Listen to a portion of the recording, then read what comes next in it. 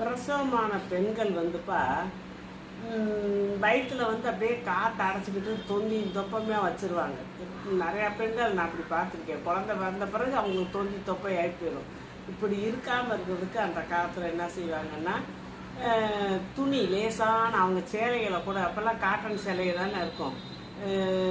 இப்பயும் காட்டன் சேலைகள்லாம் இருக்கும். லேசான சேலைகளை ஒரு தேவைக்கு கிழிச்சு வச்சுக்கிட்டு நல்லா மடிக்கணும். நாளாக மடித்து அந்த சேலையை லேசான சேலையாக இருக்கணும். அதை வயிற்றில் வச்சு நல்லா இறுக்கி, நம்மளே கட்ட முடியாது, துணைக்கு இருப்பாங்களோ உதவிக்கு இருப்பாங்களோ அவங்கள விட்டு கட்ட விட்டுறணும்.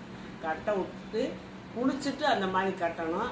மறுநாள் குளிக்கும் போது தான் அதை கலத்தணும். இப்படியே ஒரு 6 மாதத்துக்கு நீங்கள் இப்படி கட்டி விட்டீங்கன்னா தொப்பையே வைக்காதுப்பா.